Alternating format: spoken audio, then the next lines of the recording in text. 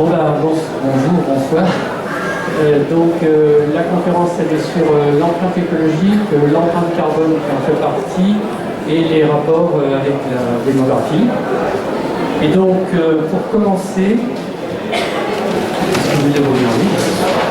on fait déjà un rapide bilan de l'évolution de la population mondiale depuis les origines. Donc vous voyez qu'on était 1 milliard en 1800, au moment de Napoléon, et on va s'intéresser essentiellement à la colonne des délais. Donc il avait fallu de l'ordre de 1 million d'années pour en arriver là. Donc, tout dépend à quel moment on place l'arrivée des humidités, mais enfin c'est de cet ordre. Deuxième milliard, 123 ans plus tard. Puis ensuite, vous voyez, donc 33 ans, 14, 13, 12, 12. Et puis projection 2019, donc projection qui date de l'été précédent, donc du mois de juin. On reste sur un rythme de 12 milliards. Et ensuite, ça va se ralentir, donc 14, 19. Et il n'apparaît pas là-dessus les 11 milliards, disons, à la fin du siècle. Donc après, par contre, ça se ralentit. Donc vous voyez qu'on vit à l'époque de l'explosion démographique. Alors, on a ce privilège, je ne sais pas si ça m'éteint, c'est maintenant que ça se passe. On est les contemporains de l'explosion démographique. Par exemple, donc ça n'apparaît pas ici, mais quelqu'un qui serait né d'ailleurs en 1950, on était 2,5 milliards. Aujourd'hui, on est 7,7, donc disons 7,5. Donc ça a été multiplié par 3 depuis que je suis né. C'est fou, hein. C'est jamais arrivé dans l'histoire de l'humanité, je vous rassure. Donc vous voyez, ça a été vraiment extrêmement vite et donc ça pose des problèmes évidemment à la planète. Alors on peut regarder ce que ça donne tous les jours. Vous voyez, tous les jours 215 000 personnes supplémentaires. Donc les naissances moins les décès. Et je vous ai mis en bas Paris tous les 10 jours. Vous voyez, tous les 10 jours il y a un nouveau Paris, il y a Paris intérieur aussi. Et puis on peut regarder ce que ça donne tous les ans. Et bien tous les ans, c'est l'équivalent d'un pays comme l'Allemagne ou la Turquie. Donc vous voyez, il va falloir construire les villes, donc les logements, les routes, toutes les infrastructures, les chemins de fer, alimenter tous ces gens-là, leur trouver des loisirs, etc., du travail. Enfin bon, c'est un truc de fou. Tous les ans, 80 millions de personnes supplémentaires. Alors, où est-ce que d'ici à la fin du siècle, ça va se répartir? Alors, vous voyez, on va partir par la gauche, donc l'Amérique du Nord, donc États-Unis plus Canada, plus 120 millions. Bon, c'est pas énorme, mais vu la consommation de cette partie nord du continent, ça reste quand même important. Ensuite, l'Amérique du Sud, alors pour le coup, c'est une bonne nouvelle, la population ne va pas beaucoup augmenter, 30 millions. Bon, l'Océanie est 30 millions aussi. La population européenne donc, devrait diminuer. Alors ça, c'est sans prendre en compte les possibilités de migration. Attention, au niveau donc, de la fécondité, etc. L'Asie, donc plus 80 millions, donc c'est pas énorme, mais l'Asie est déjà un continent surpeuplé, donc ça c'est reconnu par tous les géographes. Et le gros de la troupe donc, va se concentrer donc, en Afrique et en particulier dans l'Afrique intertropicale, c'est-à-dire entre les lignes brisées. Afrique du Nord et Afrique du Sud, c'est quasiment stable. Et donc, ça va représenter quasiment 3 milliards et donc 95% de l'ensemble de l'augmentation de la population va se situer dans cette zone. Et donc, on regarde maintenant les effets de la démographie sur l'environnement. Alors, je vous ai mis au centre, donc démographie et par l'intermédiaire de la consommation, vous avez des influences sur le climat, c'est évident, plus on est nombreux, plus on émet de CO2, même si on n'en émet pas beaucoup, même si on a une activité qui n'est pas très émettrice, de toute façon, on perturbe le climat. La biodiversité, bon, ça c'est connu, maintenant, en gros, vous avez la moitié des espèces qui ont disparu en 50 ans. Pourquoi on colonise ces territoires, on envoie des pesticides, etc. Bon, toutes ces choses sont relativement connues. L'eau douce. Alors l'eau douce, le problème c'est qu'il y a une quantité limitée qui arrive sur la planète, donc c'est les précipitations, il y a une partie qui s'évapore, et on sait à peu près, pour chaque continent et pour chaque pays, le sol. Et évidemment, plus il y a de monde à un endroit, dans un pays, plus il faut diviser cette eau douce renouvelable par personne. Souvent, c'est la ressource malthusienne par excellence. Donc les pollutions, pareil, on imagine que plus il y a de monde, voilà, en ce moment on parle beaucoup des bouteilles plastiques. Les ressources fossiles, donc plus il y a de monde, plus on puise dans les ressources fossiles. À un moment donné, il n'y en aura plus. Quelque part, c'est tant mieux, au moins on émettra toutes ces deux. L'acidification des océans, la surpêche, bien sûr, hein, plus on est nombreux, voilà, plus on vit des océans. La déforestation, pareil, on est obligé de mettre, de déforester, de mettre des cultures à la place. Les terres arables qui sont épuisées. Les migrations, alors là c'est pas dans la consommation, hein, mais donc la démographie a un effet sur les migrations. Donc vous voyez, tous les domaines de l'environnement sont impactés par la démographie. Alors on peut étudier donc cas par cas. Hein, j'avais fait ici il y a 2 ans une conférence uniquement sur le bus. Mais évidemment aujourd'hui on ne va pas faire ça. Donc on utilise en fait pour voir quels sont les effets de la démographie sur l'environnement un seul et même indicateur, dont vous avez évidemment déjà entendu parler, qui est l'empreinte écologique, et qui reprend tous les domaines. Bon, la biodiversité, pas trop incorporée à l'empreinte écologique. Donc voilà, vous avez ici l'empreinte écologique qui est son équivalent de la biocapacité. Donc l'empreinte écologique, c'est une surface, et dont je donne la définition, surface nécessaire pour produire les ressources qu'un individu consomme, et absorber les déchets qu'il génère. Et vous voyez ici donc que la moyenne mondiale par personne et par an, donc on utilise en fait, chaque humain a besoin de 2,8 hectares. Alors vous avez des tailles, terres cultivées, etc. Comment est-il possible de consommer ces hectares-là? C'est parce que la Terre produit de façon renouvelable, elle aussi, une certaine quantité d'hectares, donc 1,6. Et évidemment, la question qui se pose, c'est comment c'est possible de consommer plus que la Terre produit. Eh bien, on consomme au-delà de ce qui est renouvelable. On puise dans le capital de la Terre. Donc, j'ai parlé de la surpêche, on vide les océans de leurs poissons, on vide des nappes phréatiques, on déforeste, etc. Donc, en fait, on abîme la Terre et ça permet de consommer plus que ce qui est produit de façon renouvelable. Voilà. Donc, ah oui, ici, une petite chose. Si vous faites le rapport entre ces 1,6 de la biocapacité et 2,8, vous avez un nombre inférieur à 1. Vous multipliez par 365, vous arrivez par exemple à 250 jours, et donc le 250e jour, c'est le jour du dépassement, dont on parle tous les étés. Il était le 2 août il y a 2 ans, il était je crois le 31 juillet cette année. Donc évidemment, vous avez ce rapport qui diminue. Et donc on regarde maintenant l'évolution de l'empreinte et de la biocapacité sur le long terme. Alors, en gros, on est parti ici. C'est depuis que le calcul est fait par le Global Footprint Network. Donc vous voyez que l'empreinte, elle a augmenté comme la population, elle est multipliée par 3 en gros. Et par contre, la biocapacité, c'est-à-dire ce que peut fournir la planète, vous voyez que ça a à peine augmenté, hein, j'ai mis 27%. Pourquoi? Parce que la planète, voilà, elle fait ce qu'elle peut. On arrive à augmenter les productions, on peut augmenter les rendements, mais dans le même temps, comme on colonise des territoires, on construit des villes. Là, vous avez le coup ici autour de Paris, là, je ne sais pas comment ça s'appelle, ce truc écologique, c'est Europa City, oui. Vous voyez, Europa City, si ça s'était fait, bon, fort heureusement, là, pour l'instant c'est arrêté, mais on aurait pris toutes ces terres agricoles, et donc d'un seul coup, la biocapacité de l'Île-de-France et donc de la France, elle chute. Dans le même temps, on peut augmenter les rendements, mais globalement, la biocapacité planétaire, elle bouge très peu. Et alors, qu'est-ce qui se passe quand on s'intéresse au niveau individuel? Eh bien, au niveau individuel, l'empreinte, elle a augmenté jusqu'au premier choc pétrolier. Ensuite, vous avez une ligne brisée, mais grosso modo, elle est restée à peu près pareille, au niveau individuel.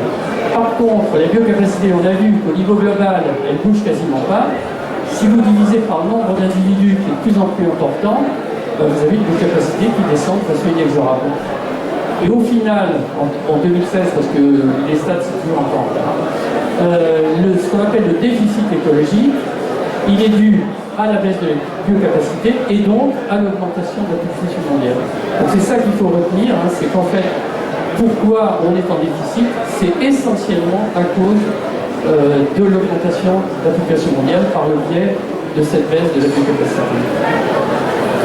Et donc, on peut aussi regarder, alors continent par continent, ou sous-continent par sous-continent. Donc ici, l'Europe, vous voyez, biocapacité qui reste relativement stable, parce que la population européenne a très peu bougé. Et par contre, bon, ça augmente ce que je fais avec pétrolier, puis après on reste à peu près pareil. Fort heureusement, on descend quand même un peu. Alors les autres continents, bon, ben ça doit être l'Asie. Donc là, très forte augmentation. Attention, c'est quand même pas les mêmes échelles à gauche. Donc je ne présente pas. Ensuite, vous avez l'Amérique du Nord. Donc là, la population de l'Amérique du Nord augmente, la biodiversité diminue, sur le pétrolier, puis après elle reste en ligne brisée. Ici, alors c'est très intéressant, c'est l'Amérique du Sud. Alors vous voyez que l'Amérique du Sud est encore dans le vert, hein, donc c'est un continent ou un sous-continent qui est créditeur. Par contre, la population est quand même passée, hein, sur cette période, elle était en gros multipliée par 3. Bon, bah, chute de la biocapacité. En fait, il reste encore créditeur. Globalement, ça va. Bon, ça va au niveau écologique, hein, ça ne va pas forcément bien au niveau social, moins que les problèmes qu'il y a au Venezuela, Chili, les autres. Mais disons que ce n'est pas ce problème-là qu'ils ont actuellement. L'Afrique. Alors, l'Afrique, elle est déjà dans le rouge, mais très peu par rapport à nous. Un problème, en fait, c'est un peu. Mais l'Afrique est déjà passée dans le rouge. Pourquoi ? Parce que sa population a été multipliée, donc 3,12 et donc 4 par 4 depuis qu'on fait les calculs. Et donc voilà, inexorablement.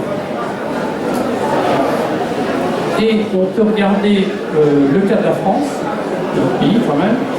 Vous voyez qu'on a une empreinte de 5,1, disons une biocapacité de 9. Alors je vous ai regroupé les 4 premiers postes.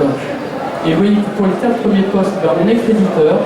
Hein, on a une biocapacité supérieure à notre empreinte. Donc ça c'est plutôt pas mal. Et qu'est-ce qui plombe la France ainsi que tous les pays développés? C'est l'empreinte carbone. On a une empreinte carbone beaucoup trop élevée, 2,9. Et c'est le cas. En général, c'est la moitié. L'empreinte carbone pour les pays développés, c'est... Alors, évidemment, tout ça, on le sait. Il y a eu donc la COP21, les accords de Paris. Et la décision prise au niveau des pouvoirs publics, c'est ce qu'on appelle le projet SLBC, là. Et donc, le but, c'est d'arriver à la neutralité carbone, l'existence du verbe. On voudra arriver à la neutralité carbone. Alors, ça veut dire quoi? Ça ne veut pas dire qu'on émet plus de carbone, hein, mais on émet une quantité de carbone qu'on est capable de recapter, de recycler au travers de nos forêts, zones vertes, et éventuellement par du captage industriel. Hein. Bon, ça, on ne sait pas encore au point, mais enfin, d'ici à 2050, on peut espérer qu'on aura avancé. Donc voilà, ça c'est arriver à la neutralité carbone, donc ça c'est le but des pouvoirs publics. Et éventuellement, on regarde le temps, qu'est-ce qu'on peut faire au niveau individuel? Alors pour ça, j'introduis donc ce qu'on a appelé le tweet de l'AFP. Est-ce qu'il y a des gens qui avaient entendu parler de ce tweet de l'AFP? Voilà, 2-3 personnes, bon, tant mieux. Hein. Alors, c'est une étude qui, donc c'était l'an dernier, qu'elle a été publiée, enfin, qui a été reprise par l'AFP, mais elle avait au moins 1 an déjà. C'est une étude qui a fait quand même pas mal de bruit parce que ça n'a pas plu, ou plutôt, certains gens qui suivent l'AFP.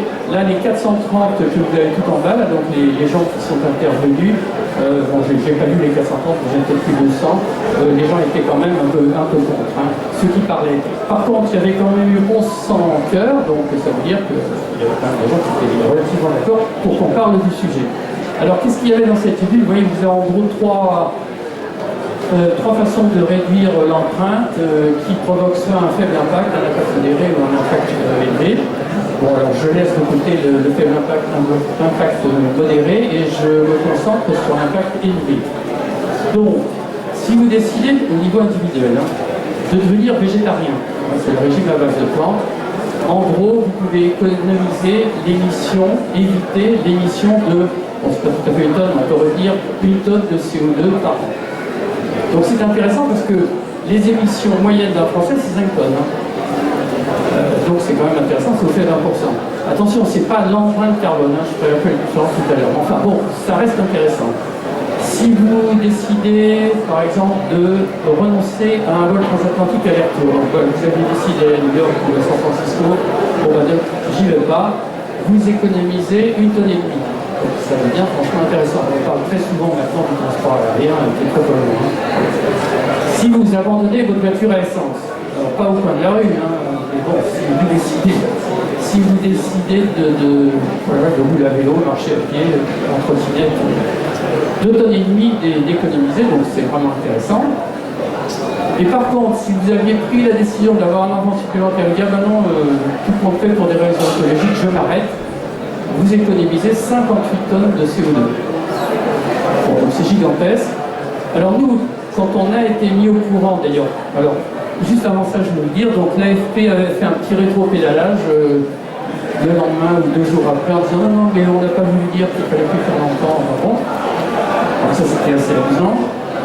Et donc oui, nous, on avait été mis au courant par un chercheur du Collège de France, qui s'appelle Amaury Lambert, et qui m'avait en fait fourni cette infographie, donc est plus attrayante éventuellement, oui, les petites voitures, le vélo et puis le landau, là, mais ça revient au même, c'est 58, c'est gigantesque. Alors d'ailleurs, on ne peut même pas faire monter 58 unités, on est obligé de presque utiliser une échelle logarithmique ou du moins d'interrompre le... Et donc, ce qui s'est passé, c'est que nous, quand on nous a donné ça, on a dit oh, ça doit être exagéré, c'est pas possible que ce soit aussi énorme. Et finalement, on s'est dit bon, ben, puisque c'est pas invalidé, puisque personne ne dit, aucun chercheur dit non, non, c'est faux, ben, on est rentré dedans. Et grâce à Amaury Lambert et puis aussi à Jean Louverteau, on a réussi en fait à comprendre et ça tient vraiment la route. Et donc, je vais vous expliquer rapidement ce que ça donne. Alors le principe, donc vous avez un homme et une femme qui font un enfant, avec un garçon et une fille. Bon, je reconnais c'est assez ringard de nous voir d'un plus une femme qui fait un enfant, mais bon, on va partir de ce principe. Et donc vous êtes responsable pour un demi de cet enfant, pour moitié, bon, à la première génération. Évidemment, lui, s'il se met en couple et qu'il décide aussi de faire un enfant, il est responsable pour un demi, et donc vous, par contre vous êtes responsable pour un quart. Et puis le coup suivant, un huitième, et le coup suivant, un septième. Et on va cumuler tout ça. On va voir ce que ça donne. Donc pour ça, alors donc ce qu'on va calculer en fait, c'est le nombre d'années d'émission liées à un enfant supplémentaire pour le géniteur, concernant le géniteur. Alors on considère A le nombre d'années d'émission, l'espérance de vie de votre enfant, et donc à la première génération, le nombre d'années d'émission, c'est un demi de son espérance de vie. On est d'accord ?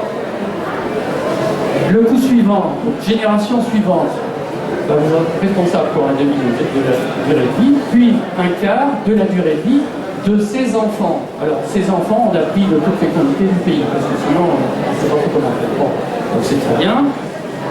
La génération suivante, un huitième, donc plus un huitième de la durée de vie des enfants, donc ça fait des petits enfants. Et donc, en mathématiques, ça fait R carré. Génération suivante, bon, ben vous en comprenez le truc, donc on fait la moitié à chaque fois, et puis R carré, R cube, R 4, etc. Donc ça nous fait une formule, bon là elle n'est pas très facile à utiliser, donc on fait une factorisation, on peut passer un bout devant, il reste ça, et puis il y a encore moyen de faire mieux en mathématiques, c'est comme ça, R carré sur 4, c'est 2 carré, etc. Donc cette formule, eh bien on peut s'en contenter en gros sur un siècle. Ouais, elle est déjà pas mal, donc à moyen terme. Donc je la réutiliserai pour comparer tout à l'heure la France avec d'autres pays. Mais on va aller plus loin, et là je vais aller plus vite. Donc vous voyez ici, ah oui déjà quand même, bien voir que si on est R supérieur ou égal à 2 sphères, si même R est égal à 2, vous voyez ça fait à chaque fois 1 plus 2 sur 2, donc 1 plus 1 plus 1 plus 1, donc ça finit par aller vers l'infini. Enfin, l'espèce humaine n'ira jamais vers l'infini, je vous rassure tout de suite, surtout le rythme en avance. Et donc, si R est inférieur à 2, on utilise ce qu'on appelle les suites géométriques, on fait une somme. Bon, je passe, pour ceux qui connaissent, vous devez pouvoir suivre comme ça. Et donc, il y a des simplifications, et au final, on arrive en bas, et c'est ça qui nous intéresse. Donc, magie, voilà, c'est des mathématiques, magie des mathématiques. Finalement, on arrive à une formule de base très simple, c'est que le nombre d'années d'émission, c'est l'espérance de vie sur 2 moins le taux de fécondité. C'est comme ça qu'elle fait le calcul. En gros. Et donc, rappel, ça n'est valable que pour les pays dont le taux de fécondité est inférieur à 2. Donc ça tombe bien, puisque ce qu'on appelle le tweet de l'AFP, l'étude de tout à l'heure, c'est une étude qui est faite sur les pays occidentaux. Donc c'est très bien. Et donc, comme on revient au tweet de l'AFP, eh bien, on va faire le calcul pour la France, rapidement. Alors, vous voyez, taux de fécondité, moyenne du taux de fécondité jusqu'à la fin du siècle, donc c'est 1,83. L'espérance de vie aujourd'hui, c'est 83. Alors, les 83 n'ont rien à voir avec ça. On va voir une technique, non et donc, avec une espérance de vie constante, parce que je ne savais pas trop quelle serait l'évolution de l'espérance de vie française, donc j'ai gardé la même. Et ça, c'est pas donné, il n'y a pas de tableau, hein, au contraire des taux de fécondité. Donc, vous voyez, on va provoquer l'émission de 488 années, arrondi à 500, puisque c'est un calcul pas à la louche quand même. Le coup suivant, donc qu'est-ce que je vous mets? Donc les émissions internes, alors oui, j'ai dit tout à l'heure c'est 5 tonnes. En fait, les émissions internes sont comprises, ça dépend. Banque mondiale c'est 4,6, Valérie Masson-Delmotte c'est 6,6. Bon, j'ai fait une moyenne à 5, c'est assez pratique. Donc ça nous fait des émissions, on avait 500 années d'émissions, multiplié par 5 tonnes, c'est 2500 tonnes. Et alors, ces 2500 tonnes, on ne sait pas trop comment les répartir, donc en fait, on se dit, l'enfant est conçu donc entre deux dates, ça fait une moyenne de 33 ans, le géniteur, il lui reste 50 ans à vivre, et donc on divise ces 2500 tonnes d'émissions par le nombre d'années qui lui reste à vivre, ça fait 50 tonnes de CO2 pour la France, et donc vous voyez qu'on est du même ordre de grandeur que les 58 tonnes qui sont annoncées dans l'étude et donc dans l'étude de l'AFP. Vous voyez, c'est très cohérent, c'est pas très compliqué, j'espère que vous avez suivi. Donc voilà, on est vraiment dans les 58 tonnes. Alors c'est une moyenne, ce 58 tonnes, vous avez vu pour la France c'est 50. Et par exemple, ici pour les États-Unis, ils sont tout en haut, ils sont à 120 tonnes. Hein. Donc l'enfant évité aux États-Unis, on évite les 120 tonnes, enfin l'émission de 120 tonnes de CO2. Et par exemple, vous verrez, ça fait JPL, le Japon, qui a un faible taux de fécondité, eux ils sont nettement en dessus de nous, c'est à 20 tonnes. La Russie, qui a un taux de fécondité qui est aussi inférieur, ils sont en dessus de 40 tonnes, etc. Donc c'est une autre présentation, ça c'est vraiment la présentation originale, qui est sur l'étude dans le dossier PDF. Et alors, pour aller un petit peu plus loin, là j'ai fait un calcul un peu plus compliqué, mais qui est franchement intéressant, et qui répond à la question suivante. C'est-à-dire, souvent on nous dit, la fécondité, par exemple en Afrique, on a vu tout à l'heure que tout allait se situer en Afrique d'ici la fin du siècle, ça n'a pas d'importance parce qu'ils ont des émissions de CO2 très faibles. Ce qui est vrai, mais je vous ai pris ici le Togo, c'est 0,3. Alors d'ailleurs là, oui, alors, donc là ce ne sont pas vraiment les émissions, c'est l'empreinte carbone, mais enfin ça revient quasiment même. Donc empreinte carbone 0,3, nous la France de 9, vous voyez que nous c'est 10 fois plus. Hein. Donc effectivement, on pourrait se dire, ah ben oui, finalement c'est pas très important la fécondité. Ben, justement, on va voir que quand on cumule les naissances, finalement on arrive à des choses qui se ressemblent. Donc je regarde l'empreinte carbone cumulée de la descendance du couple sur un siècle, à la fois en France et puis dans un certain nombre de pays africains. J'utilise la formule tout à l'heure qui était sur un siècle, je ne sais pas si vous vous souvenez, qui était en rouge. Je l'arrange un petit peu, puisque je prends, là je suis obligé de faire intervenir les toutes fécondités qui ne sont pas constantes, puisque l'Afrique, vous êtes à 4,6 aujourd'hui, sera peut-être à 4 dans 20 ans, à 3,5, etc. Donc je suis obligé de faire intervenir avec beaucoup plus de précision. Donc R0 c'est le taux de fécondité aujourd'hui, R1, R2, R3, etc. La France, je considère que d'ici sur un siècle, on a vu c'était 33 ans tout à l'heure l'âge moyen du couple, disons. Donc la France, on fait 3 générations, l'Afrique, on fait 4 générations, sauf pour l'Algérie, qui est quasiment comme nous. Et on regarde ce qui se passe. Une fois qu'on a fait ce A, on le multiplie par ce 2,9, 0,8, etc. Et on a le graphique suivant. Donc la France, peu importe qu'on soit à 1200, ce qui est intéressant, c'est qu'un pays, pour un pays comme le Gabon, la descendance, finalement, émettra plus. Voilà, on dirait le Gabon, c'est petit. Hein.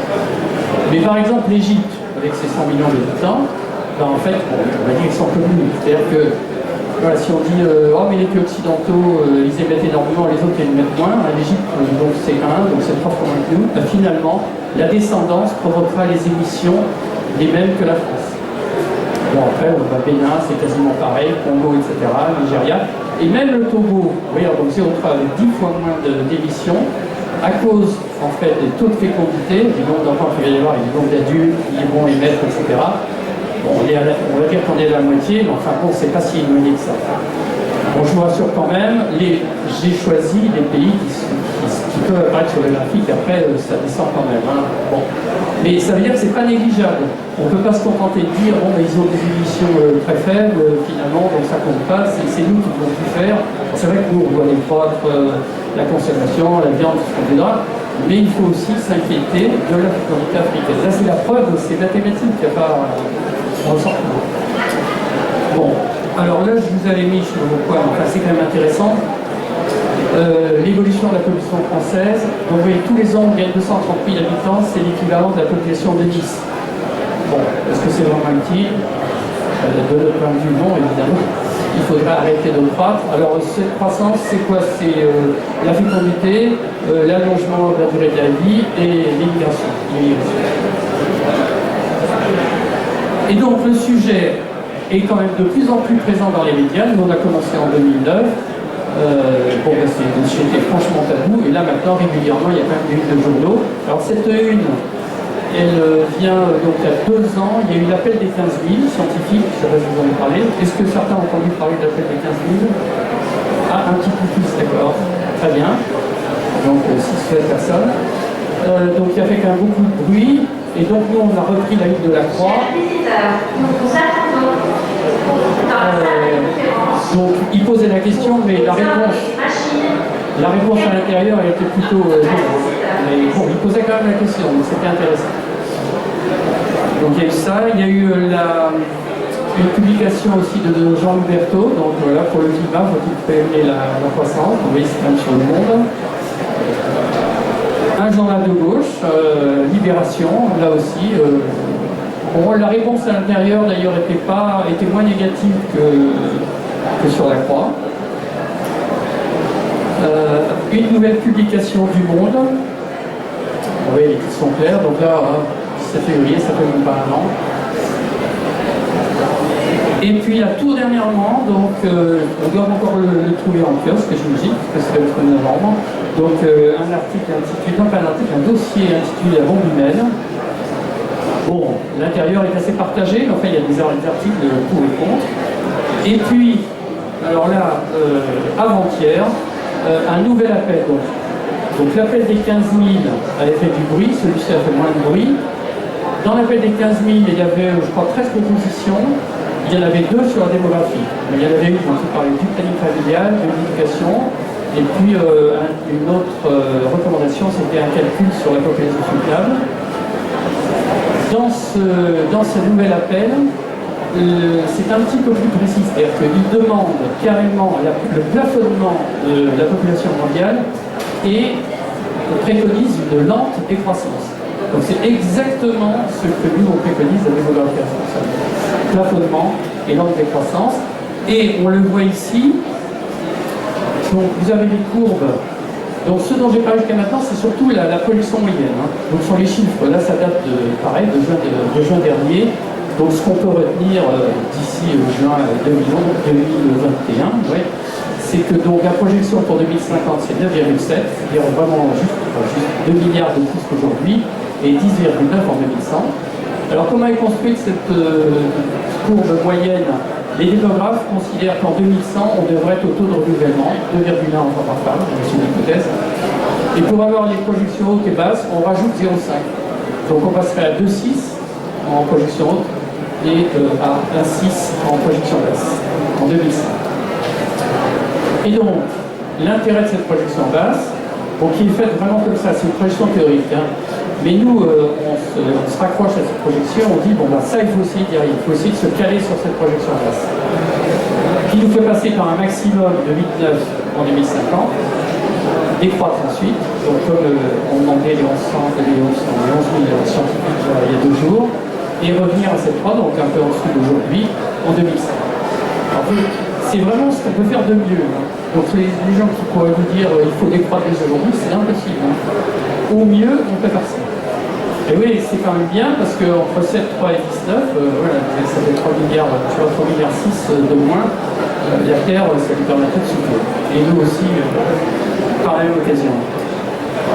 Et donc, je termine avec cette déclaration de l'ancien secrétaire général des Nations Unies, qui est décédé, je crois, l'été dernier, enfin non, il y a 2 ans.